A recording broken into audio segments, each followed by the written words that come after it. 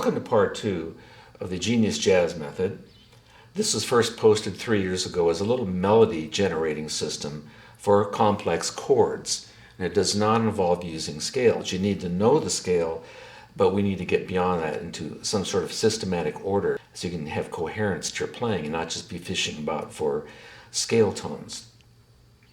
It revolves about this idea of the dominant chord. So we'll use C minor as the example for right now, and we'll move on to another key in a moment to rest your ear a little bit.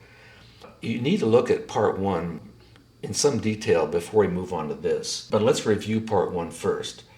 What happens if you have a dominant chord, a 5 chord, G 7th? And if you want to generate melodies that use the dark notes, the blues notes, the black notes in the key of C, it's a little 3-chord system, and these are cliches piano players have used for forever. It involves A flat minor over G, in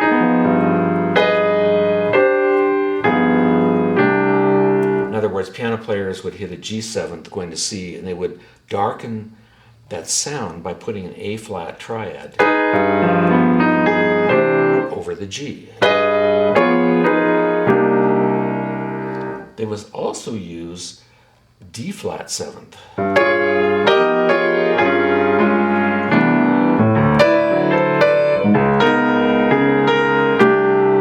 So A flat minor and D flat are superimposed onto G 7th.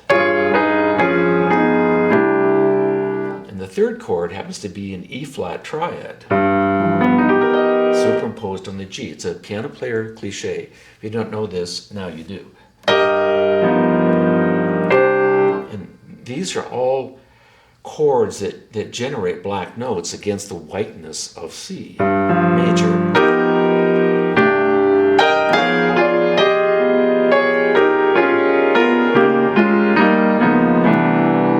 You put these 3 chords together, A flat minor, D flat, E flat, and you have a little 3-chord 1-4-5 system. Kind of a Louie Louie and A flat minor. Well, you don't want to just quote the chords, you want to make melodies from the chords. And that's the point. If you play the scale, this A flat minor scale over the G, that's fine. It's simply an A flat major scale with the flatted 3rd. Here's the minor 3rd.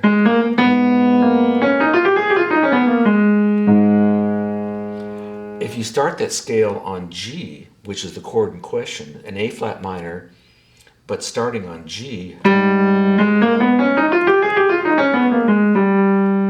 that's called a G alt, A-L-T alt, which is nice, but we don't want to be hitting G all the time. A lot of people don't know what G alt means anyway, and look at how many notes in this G alt scale or in a G 7th chord. That one is, that's not, this one is, that's not, that's not. So why are we calling it some kind of altered G scale? Very pretty. You'd have to memorize this in 12 different dominant chords. And how complex is that? So let's just think in something we've been socialized to understand. Let's call it A flat minor. That's what it is. And you put the G underneath it. And we have something you can work with, 1-4-5 included.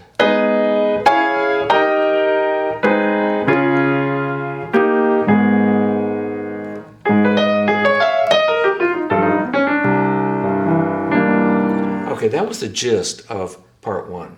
Let's move on to part 2 now. We'll move to the key of E minor.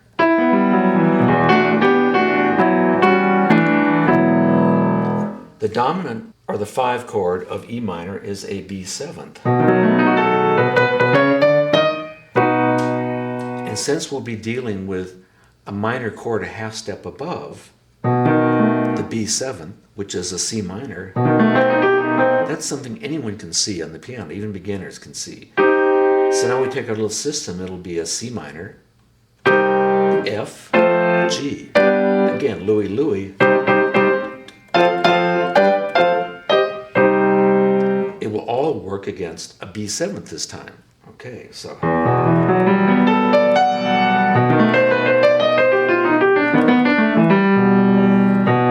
So let me give you some cliches, some patterns to work with. Let's just arpeggiate those three chords in question: C minor, F, and G.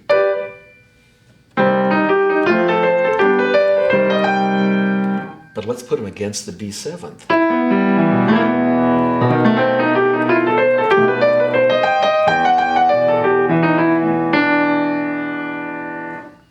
Okay, let's try it as in groups of three now. If that's a little too cut and dried for you. Or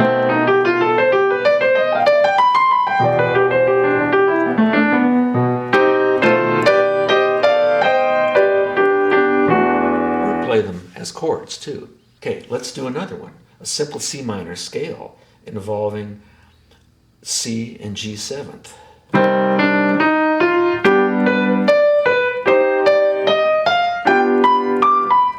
How simple is that? G, put it against the B7th.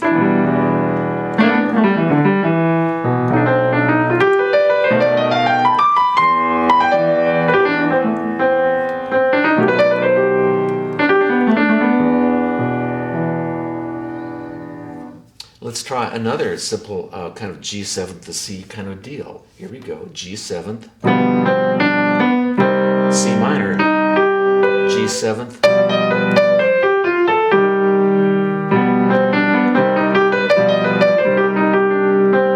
fine. Now put it against the B7th.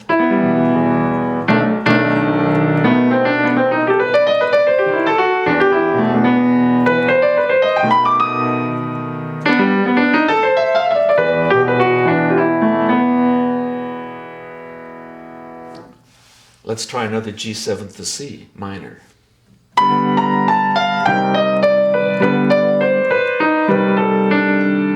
Sounds pretty complicated, but just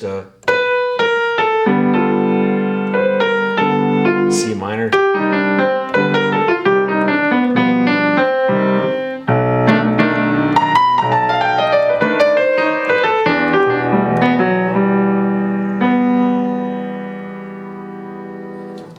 Now we'll do one that's a little more stretched out in the hand. We'll be doing a G triad to F triad to C minor.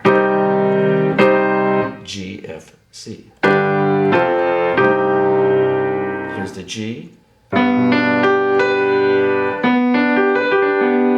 Here's the F chord.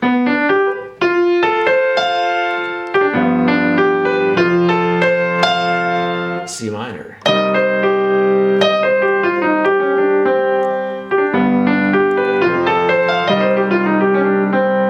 Put that all against this little system, right? 5, 4, 1. Put it against the B chord.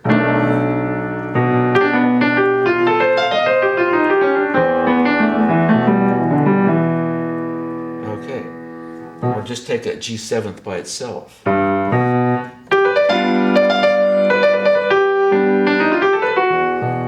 Put that against the B.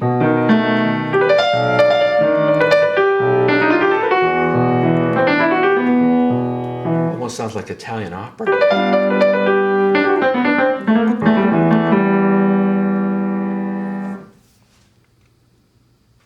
Okay, these are cliches you should work up.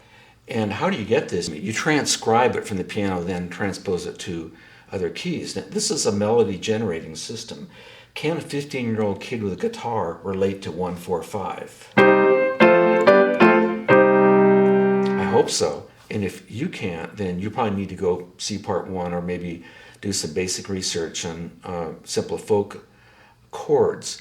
So this is using what's known as the alt scale. In other words, it's a C minor chord and scale. But if you started on B, it's known in the jazz world as a B alt scale.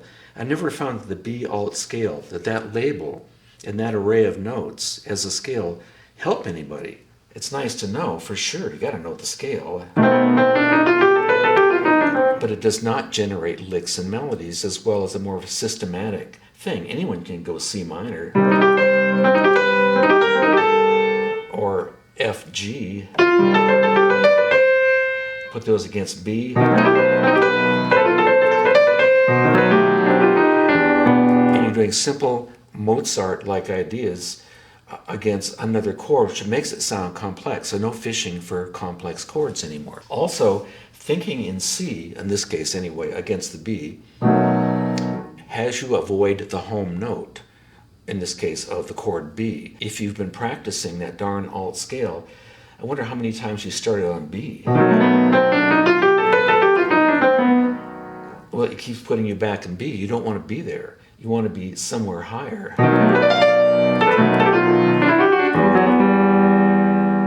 Okay, part 2 will deal with a 2-5-1 and not just the 5. We'll throw in F sharp 7th and then the B 7th, and then it gets very interesting.